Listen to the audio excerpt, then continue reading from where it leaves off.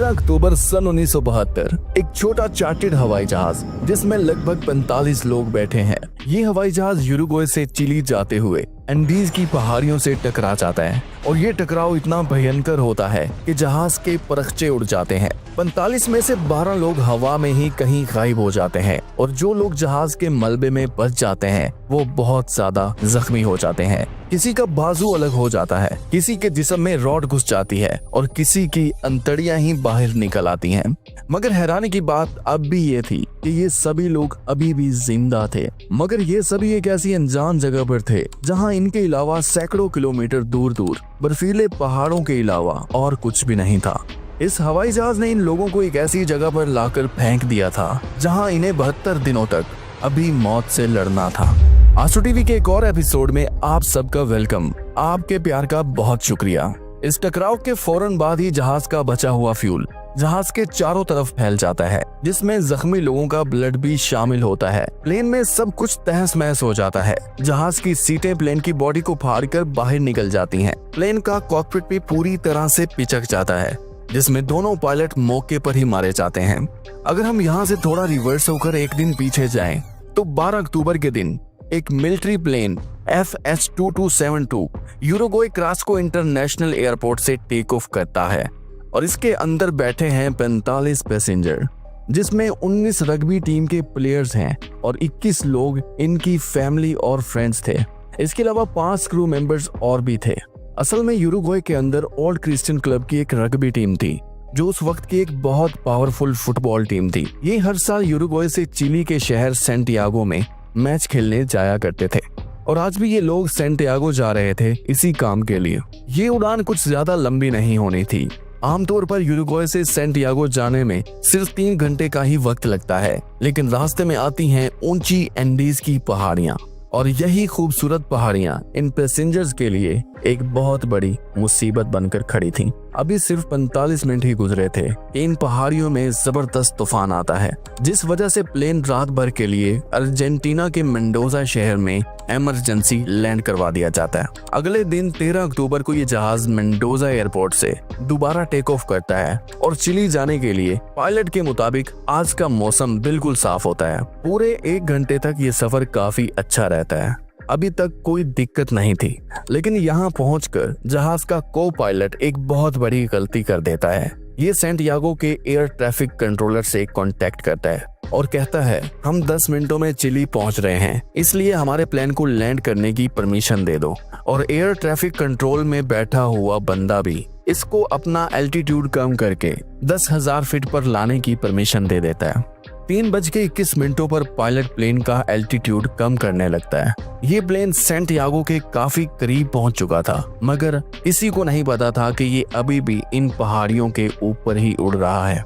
नीचे उतरते वक्त अचानक से प्लेन में बहुत तेज झटके लगते हैं। प्लेन बहुत तेजी से नीचे ऊपर की तरफ हिलने लगता है और इतने में ही प्लेन के सभी अलार्म बजने लगते हैं। प्लेन की लाइट्स भी ब्लिंक होना शुरू हो जाती हैं। किसी को कुछ भी समझ नहीं आता कि आखिर चल क्या रहा है। जैसे ही ये जहाज बादलों से बाहर निकलता है, पायलट सामने देखता है कि उनके प्लेन के बिल्कुल सामने एक बहुत बड़ी चट्टान उनके करीब आ रही है। हड़बड़ी में वो प्लेन की मैक्सिमम पावर लगा देते हैं एल्टीट्यूड गेन करने के लिए, मगर अफसोस की बात यह है कि अब बहुत देर हो जाती है। हवाई जहाज का पीछे का हिस्सा एक पहाड़ी से टकरा जाता है। पीछे की 4 सीटें पैसेंजर्स के साथ ही उड़कर कहीं गुम हो जाती हैं। उसके बाद एक और टकराव होता है जिसमें जहाज का लेफ्ट विंग भी टूट जाता है। कुछ और पैसेंजर्स जहाज के टूटे हुए पोर्शन से नीचे गिर जाते हैं। अब प्लेन का बचता है सिर्फ फ्रंट का हिस्सा और वो भी सीधा जमीन पर आकर टकराता है। जहाज का मलबा एंडीज की किसी अनजान पहाड़ी में 500 मीटर की हाइट पर बिखरा पड़ा था, मगर हैरानी की बात ये थी इस मलबे में 45 में से 33 लोग अभी भी जिंदा हैं। ये लोग इस भयंकर क्रैश को सरवाइव कर गए थे, लेकिन प्रॉब्लम ये थी कि सभी लोग बहुत घायल थे। इस क्रैश में 2 मेडिकल स्टूडेंट भी थे जिन्हें ज्यादा चोटें नहीं पहुंची थी। पहला था 19 साल का रॉबर्टो कनेसा और दूसरा 20 साल का गुस्तावो जर्बिनो। ये देखते हैं कि कई पैसेंजर्स ऐसे हैं जिन्हें बहुत ज्यादा चोटें लगी हैं, जो दर्द से बहुत ज्यादा चिल्ला रहे थे। इसलिए वो देखते हैं कि जहाज में कौन कौन जिंदा बचा है और कैसे वो घायल लोगों की मदद कर सकते हैं। ये लोग प्लेन से बाहर निकल कर देखते हैं तो महसूस करते हैं बहुत तेज हवा चल रही है, जिस वजह से इन्हें ठंड लगती है और ये फिर अंदर जाकर प्लेन की टूटी हुई साइड को बिखरी हुई सीटों से ढक देते हैं ताकि कम से कम हवा अंदर आ सके और प्लेन अंदर से गर्म रहे। इस टकराव में प्लेन का कॉकपिट काफी अंदर की तरफ पिचक गया था और वहां जितनी भी चीजें थी वो टूटकर दोनों पायलट के जिस्म में घुस जाती हैं, मगर दूसरा पायलट अभी भी जिंदा होता है और वो दर्द से चिल्ला रहा होता है। इस क्रैश के 30 मिनट बाद ही 4 हेलीकॉप्टर इस जहाज की खोज में निकलते हैं, मगर कुछ ही देर में शाम हो जाती है और इन्हें कुछ नहीं मिलता क्योंकि इनका प्लेन व्हाइट कलर का था और चारों तरफ व्हाइट पहाड़ियों के बीच व्हाइट स्नो के अंदर फंसा हुआ था, तो इसका मिलना बहुत ज्यादा मुश्किल था। मगर इन्हें अभी भी यही लगता था कि किसी तरह रात गुजारनी है, सुबह कोई प्लेन इन्हें ढूंढ ही लेगा। और अब चारों तरफ अंधेरा हो चुका था, तेज हवाएं प्लेन की बॉडी से टकरा रही थीं, 0 डिग्री टेम्परेचर था और ये लोग पूरी रात बैठकर इसके अंदर वाइन पीते हैं। 14 अक्टूबर का दिन शुरू होता है और प्लेन में जो सबसे ज्यादा घायल लोग थे उनमें से 5 लोगों की डेथ हो जाती है और अब पीछे सिर्फ 28 लोग बचते हैं। ये लोग प्लेन में जगह बनाने के लिए इन मरे हुए पैसेंजर्स की बॉडी को उठाकर बाहर रख देते हैं। उस दिन भी 11 हेलीकॉप्टर ठीक उसी जगह सर्च ऑपरेशन करते हैं जहां ये प्लेन क्रैश हुआ था, मगर मौसम खराब होने की वजह से क्रैश साइट को ढूंढ पाना बहुत मुश्किल हो रहा था। ये हेलीकॉप्टर सर्वाइवल के इतने करीब थे कि सर्वाइवल इन्हें नीचे से खड़े होकर देख पा रहे थे और उनकी आवाज भी सुन पा रहे थे, मगर गहरी बर्फ में दबे हुए इस जहाज के मलबे को ढूंढना बहुत ज्यादा मुश्किल हो रहा था। और ये दिन भी पूरी तरह से निकल जाता है और अब ये लोग थोड़ा सीरियस होते हैं क्योंकि इनकी आंखों के सामने एक एक करके इनके साथी मरते जा रहे थे। ये लोग जहाज में मौजूद सभी लड़कियों की लिपस्टिक इकट्ठा करते हैं और जहाज की छत पर SOS लिखना शुरू करते हैं ताकि किसी न किसी तरह वो हेलीकॉप्टर जो इन्हें ढूंढ रहे हैं उनकी नजर इन पर पड़ सके और किसी तरह ये बच सकें। मगर बदकिस्मती से ये सिर्फ आधा ऐसे ही लिख पाते हैं और लिपस्टिक खत्म हो जाती है और अब इन्हें लगता था कि शायद ये बहुत बड़ी मुसीबत में फंस चुके हैं। इसलिए कुछ लोग मिलकर एक प्लान बनाते हैं और प्लान में शामिल ये था कि कोई भी पैसेंजर अपना अपना खाना नहीं खाएगा, बल्कि जितना भी खाना बचा है जहाज में वो सभी पैसेंजर्स में बराबर तकसीम किया जाएगा। और अगर ऐसा नहीं होता तो बहुत दिक्कत हो सकती है। इनके पास लिक्विड में सिर्फ 3 वाइन की बोतल थी, जिसमें से 5 ये रात को ही पी गए थे। इसके अलावा कुछ विस्की और बैंडी की बोतलें थी और 8 चॉकलेट के पैकेट थे और कुछ डेट्स और पीनट्स जो जमीन पर खून के अंदर बिखरे पड़े थे। ये सभी खाने की चीजें एक जगह इकट्ठी कर लेते हैं और एक आदमी को जिम्मेदारी देते हैं कि वो रोजाना सभी में बराबर का खाना तकसीम करेगा। ये खाना 28 लोगों के लिए बहुत कम था और रेस्क्यू टीम कब आएगी, कब इन्हें आकर ढूंढेगी, कुछ पता नहीं था। 24 घंटों में इन्हें ये खाना एक ही बार दिया जाता था, जिसमें खाने के लिए चॉकलेट का एक छोटा सा टुकड़ा और पीने के लिए वाइन का बस एक ढक्कन। पीने के लिए इनके पास बहुत ज्यादा बर्फ थी, मगर इतने कम टेम्परेचर में इसको भी मेल्ट कर पाना बहुत ज्यादा मुश्किल था। जब भी किसी को प्यास लगती थी तो बर्फ को खाकर इनकी प्यास नहीं बुझती थी, बल्कि ये लोग इसको पानी बनाकर पीना चाहते थे। कुछ लोग मुंह के अंदर बर्फ को चबाकर मेल्ट करते थे और कुछ लोग बर्फ को बोतल में डालकर कई घंटों तक हिलाते थे, मगर ये तरीका इतना भी आसान नहीं था क्योंकि जहाज के मलबे के आसपास जितनी भी स्नो थी उसका पानी पीने लायक ही नहीं था, क्योंकि प्लेन से निकला हुआ फ्यूल और लोगों का ब्लड इसके चारों तरफ फैला हुआ था और कुछ लोग प्लेन के आसपास यूरिन वगैरह भी कर रहे थे। तो प्लेन के आसपास की जितनी भी स्नो थी वो सारी खराब हो चुकी थी। इस वजह से जिसको भी प्यास लगती थी वो बहुत दूर से स्नो लाता था और फिर इसे घंटों तक मेल्ट करके पीता था और इन सारी चीजों में बहुत ज्यादा एनर्जी कंज्यूम होती थी और ये लोग अपनी एनर्जी को बचा कर रखना चाहते थे। दिन में इन्हें सिर्फ इतना ही खाना मिलता था जिससे ये खुद को जिंदा रख सके। कुछ लोग अपनी भूख मिटाने के लिए लेदर की सीट तक चबा गए थे, जिनसे इनकी भूख तो नहीं मिटी पर ये बीमार जरूर हो गए थे। हालात बदतर से बदतर हो रहे थे और किसी को अपने बचने की कोई भी उम्मीद नजर नहीं आ रही थी। इन्हीं लोगों में एक टेक्निकल पर्सन भी था जो जहाज के कॉकपिट से रेडियो को निकालकर बैटरी के साथ कनेक्ट करने की कोशिश करता है ताकि वो किसी न किसी तरह जहाज के रेडियो को ठीक करके बाहर के लोगों से कम्युनिकेट कर सके और अपने लिए मदद मांग सके। उस टाइम पर यही एक ठीक रास्ता था जो सबको नजर आ रहा था। इस आदमी का नाम मार्सेलो था और ये किसी न किसी तरह कई दिनों के बाद रेडियो को ऑन करने में कामयाब हो जाता है, मगर दिक्कत ये थी कि ये रेडियो सिर्फ वन वे सिग्नल ही पकड़ रहा था। जहां पर सिग्नल आ तो रहे थे मगर इधर से कोई मैसेज नहीं जा पा रहा था।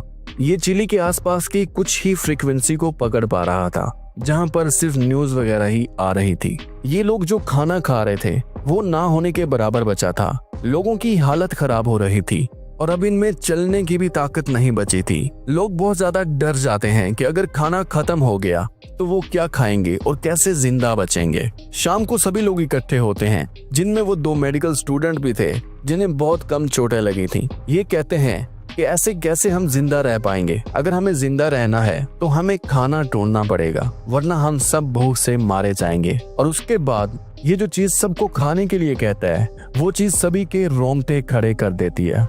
ये कहता है कि अगर जिंदा रहना है तो मजबूरन हमें बाहर पड़ी हुई डेड बॉडीज को खाना होगा और ये काम जितना जल्दी हो सके उतना बेहतर है वरना हमारे जिस्म में इतनी भी जान नहीं बचेगी कि हम इन डेड बॉडीज तक पहुंच सकें और उनको काट कर खा सकें।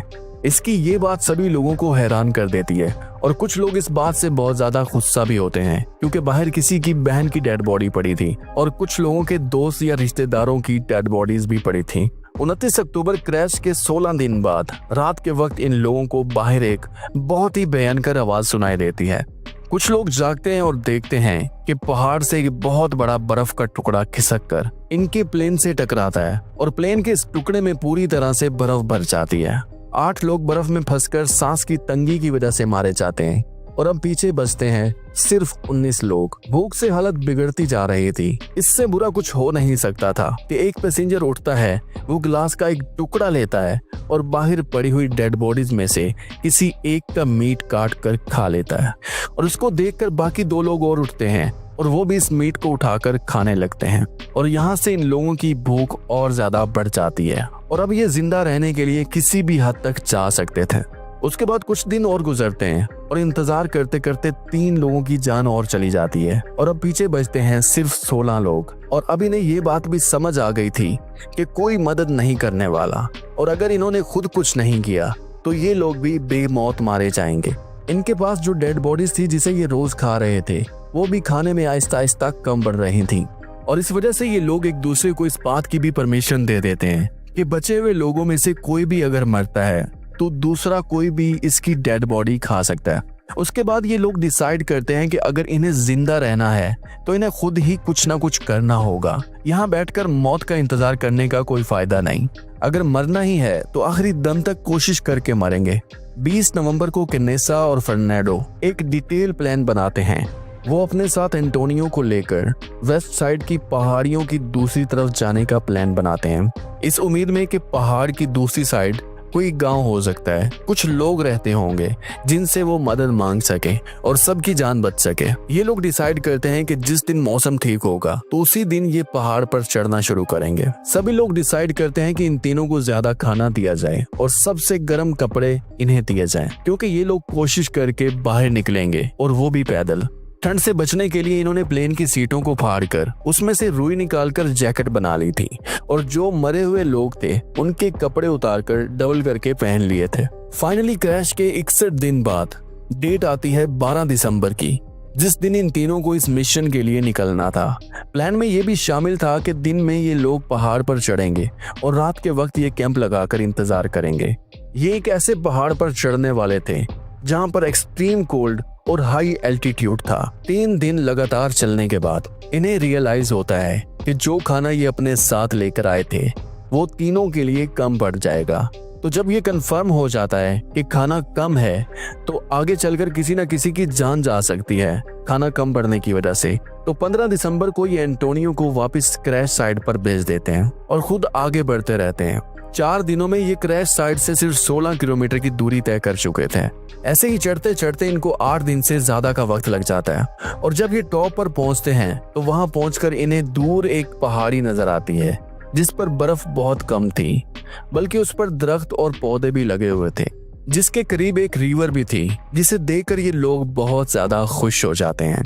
इन्हें अंदाजा हो गया था कि वहां इन्हें कोई आबादी वाला शहर मिल जाएगा जहां इन्हें खाने के लिए कुछ ना कुछ तो मिल ही जाएगा। किसी न किसी तरह इन्हें इस रिवर तक पहुंचना था, लेकिन आगे का रास्ता भी बहुत मुश्किल था। इस रिवर तक पहुंचते पहुंचते एक रात और गुजर जाती है और अगली सुबह इन्हें रिवर के पास कुछ गाय और जली हुई लकड़ियों के टुकड़े दिखाई देते हैं और इसका मतलब ये था कि आसपास ही यहाँ लोग रहते होंगे और इन्हें मदद जरूर मिल जाएगी। ये पास की बहती हुई रिवर से जी भरकर पानी पीते हैं और इसको क्रॉस करके दूसरी साइड पर जाना भी बहुत मुश्किल था। मगर थोड़ी देर बाद इन्हें रिवर की दूसरी साइड पर एक आदमी घोड़े पर बैठा नजर आता है। ये लोग अपनी पूरी ताकत से चिल्लाते हैं मगर इनकी आवाज दूसरी साइड पर सुनाई नहीं देती। कुछ देर घोड़े पर सवार आदमी आगे बढ़ता जाता है और अचानक उसकी नजर इन दोनों पर पड़ती है और वो इन्हें देखता है कि ये इसको देखकर चिल्ला रहे हैं। पहले तो वो काफी देर इनको सिर्फ देखता रहता है और फिर इन्हें कहता है टू मारो और ये कहकर वो आदमी दोबारा वापस चला जाता है। ये लोग रात भर नहीं सो पाते और उसका बेसब्री से इंतजार करते हैं। अगले दिन वो आदमी दोबारा आता है। उसके हाथ में एक पेपर और पेंसिल होता है जिस पर वो लिखता है व्हाट डू यू वांट और पेपर को पत्थर में लपेटकर इनकी तरफ फेंकता है। तो ये लोग भी अपनी सारी स्टोरी इस पेपर पर लिखकर वापस उसकी तरफ फेंकते हैं। वो आदमी इनकी स्टोरी पढ़ता है और समझ जाता है और बहुत ज्यादा हैरान भी होता है कि 2 माह पहले होने वाले प्लेन हादसे में ये लोग अभी तक कैसे सरवाइव कर सकते हैं, ये लोग अभी तक कैसे जिंदा हैं। वो आदमी जल्दी ही लोकल अथॉरिटीज को मदद के लिए बुलवाता है और फाइनली 72 दिनों के बाद इन दोनों को रेस्क्यू कर लिया जाता है और वहीं से इनको अस्पताल भेज दिया जाता है, जहां ये अपनी पूरी कहानी बताते हैं कि कैसे इनके बाकी 14 साथी अभी भी एंडीज की पहाड़ियों में जिंदगी और मौत के बीच झूल रहे हैं।